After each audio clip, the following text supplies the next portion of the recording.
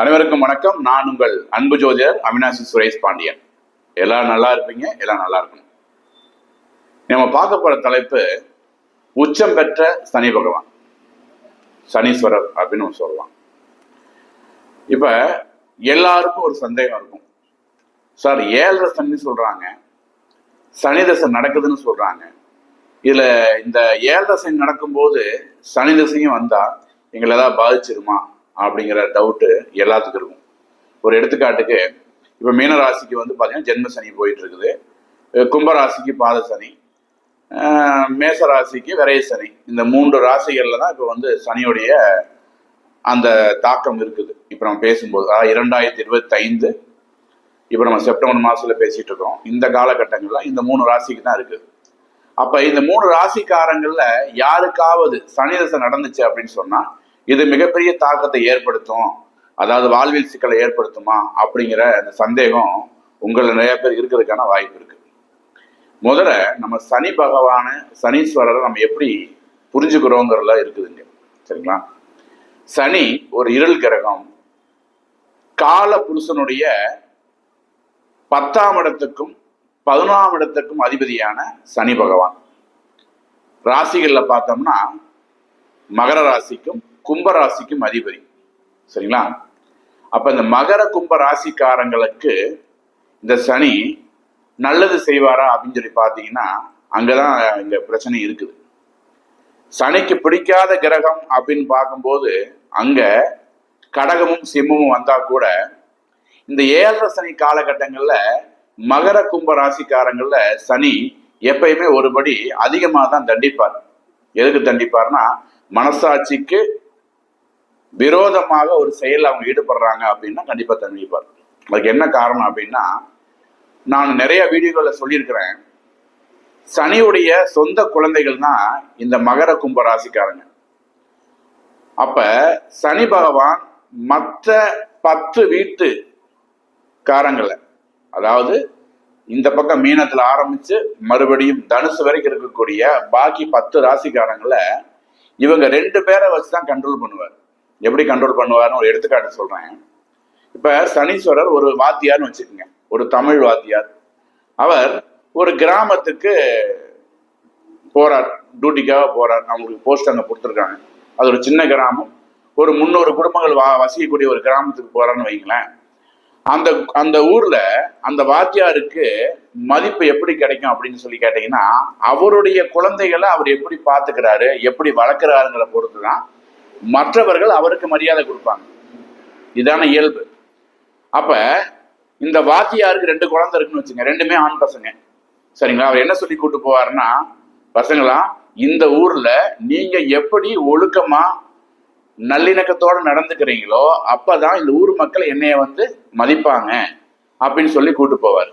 இல்லைன்னா வாத்தியார் பசங்களே ஒழுக்கமா இல்லை, இந்த வாத்தி நம்ம சொல்லி கொடுத்த நம்ம பசங்க நல்லா இருக்க போறாங்க அப்படின்னு இந்த ஊர்ல அவர் கெட்ட பேர் வந்துடும் பயப்படுவார்.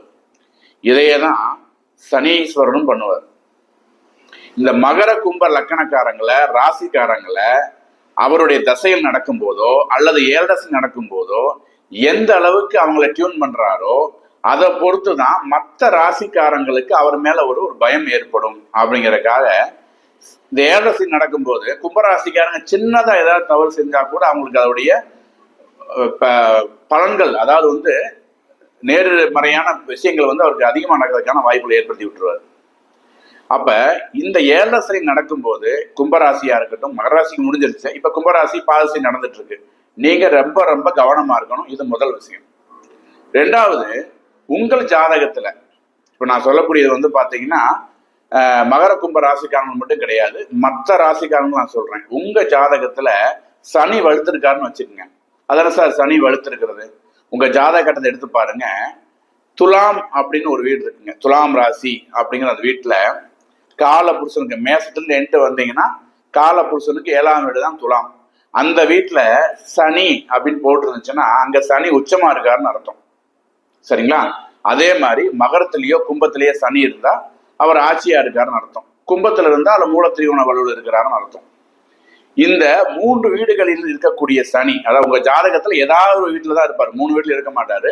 உங்க ஜாதகத்துல இந்த 3 வீட்டுல ஏதாவது வீட்டுல சனி இருக்கிறாருன்னா உங்க ஜாதகத்துல சனி வலுவா இருக்காருன்னு அர்த்தம். இப்படி வலுவா இருக்கிற ஜாதக அமைப்பு இருக்கிறவங்க கண்டிப்பா அம்மா அப்பா கூட வந்து பாத்தீங்கன்னா அதாவது எப்படி சொல்றது, அவங்க பேச்சை மதிச்சு அவங்க கூட ஒரு நல்லிணக்கத்தோடு இருக்க மாட்டாங்க. ஒரு பக்கம் தகப்பனுக்கும் மகனுக்கும் பிரச்சனை இருக்கும், இன்னொரு பக்கம் தாய்க்கும் மகளுக்கும் அல்லது மகனுக்கும் பிரச்சனை இருக்கும். பெற்றோர்கள் சொல் கேளாத குழந்தைகளாக தான் அவங்க கண்டிப்பா வளருவாங்க.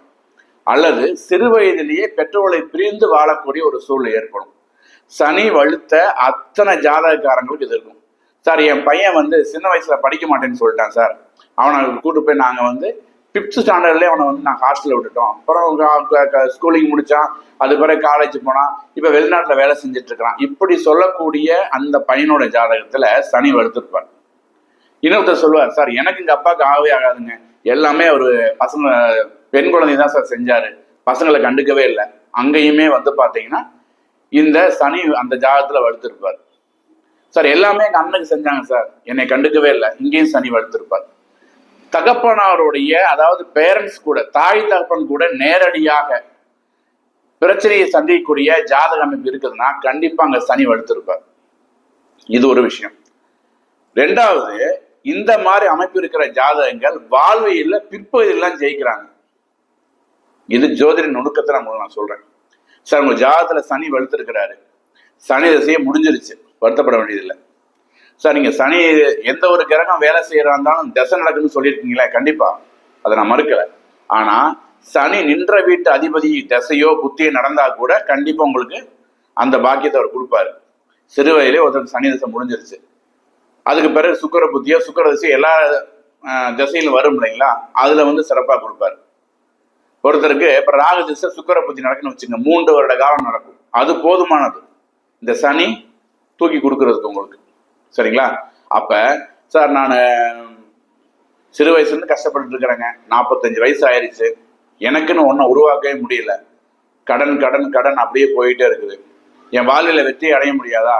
சனி உங்க ஜாதகத்துல வலுத்திருந்தா கண்டிப்பாக நீங்க உங்க வாழ்க்கையை ஜெயிச்சிருவீங்க. ஜெயிக்கிறனா எப்படி? நேரடியாக, அதான் ரொம்ப முக்கியம்.